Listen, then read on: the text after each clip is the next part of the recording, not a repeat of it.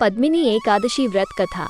ये पर्व हर वर्ष सावन मास के शुक्ल पक्ष की एकादशी तिथि को मनाया जाता है। सनातन धर्म में एकादशी तिथि का विशेष महत्व है। इस दिन चराचर के संचालक भगवान विष्णु और धन की अधिष्ठात्री मां लक्ष्मी की विधि विधान से पूजा की जाती है। साथ ही एकादशी का व्रत रखा जाता है। धर्मशास्त्रों में निहित है कि एकादशी व्रत करने से साधक को गोदान के समतुल्य फल प्राप्त होता है। साथ ही घर में सुख, समृद्धि, शांति और खुशहाली आती है। पद्मिनी एकादशी पर व्रत कथा के पाठ से साधक को सुख, समृद्धि और संतान की प्राप्ति होती है। आइए पद्मिनी एकादशी की व्रत कथा जानते हैं। त्रेतायुग में महिष्मतीपुरी नामक राज में कृतवीर्य नामक प्रतापी राजा राज करता था। नरेश कृतवीर्य महान योद्धा थे। उन्होंने आसपास के नरेशों को परास्त कर अपने साम्राज्य का विस्तार किया था। इस वजह से उनकी एक से अधिक भार्या थीं, किंतु सभी निःसंतान थीं। संतान प्राप्ति के लिए राजा कृतवीर्य ने देवी देवताओं की पूजा उपासना की। वैद्य और चिकित्सक से भी सलाह ली। इसके बावजूद संतान की प्राप्ति नहीं हुई। ये सोच नरेश कृतवीर्य ने कठोर तपस्या करने का निश्चय किया। इसके पश्चात मंत्री को कार्यभार सौंप वर्षों तक गंधमादन पर्वत पर राजा कृतवीर्य ने तपस्या की। इससे भी उन्हें पुत्र रत्न की प्राप्ति नहीं हुई।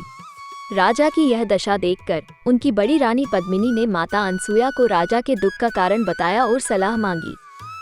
माता अनसुया के वचनानुसार महारानी पद्मिनी ने पुत्र प्राप्ति हेतु पुरुषोत्तम मास में पड़ने वाली एकादशी का व्रत रख विधि विधान से भगवान विष्णु की पूजा उपासना की। साथ ही रात्रि जागरण भी की। महारानी पद्मिनी की भक्ति से प्रसन्न होकर भगवान विष्णु ने उन्हें पुत्र प्राप्ति का वरदान दिया। इस व्रत के पुण्य प्रताप से महारानी पद्मिनी को पुत्र रत्न की प्राप्ति हुई। धार्मिक मान्यता है कि कृतवीर्य का पुत्र कार्तवीर्य तीनों लोकों में सबसे शक्तिशाली थे। उन्हें भगवान को छोड़ कोई युद्ध के मैदान में परास्त नहीं कर सकता था। लंका नरेश रावण को कार्तवीर्य ने चुटकी में हरा दिया था। वर्तमान समय तक पृथ्वी लोक पर कार्तवीर्य की शक्ति के समतुल्य कोई पैदा नहीं हुआ है। परास्त करना तो दूर की बात है। इस प्रकार जो कमला एकादशी का उत्तम व्रत करता है तथा एकादशी के दिन इसका महात्म्य सुनता है, वो सब पापों से मुक्त हो जाता है। एकादशी व्रत का महात्म्य श्रोताओं के सुनने योग्य सर्वोत्तम विषय है। ये पवित्र वस्तुओं में सबसे उत्तम है।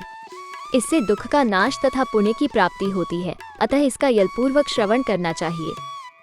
जो लोग श्रीहरि के नाम जप में संलग्न हैं, उनकी लीला कथाओं के कीर्तन में तत्पर है तथा निरंतर श्रीहरि की पूजा में ही प्रवृत्त रहते हैं, वे मनुष्य कलयुग में कृतार्थ है।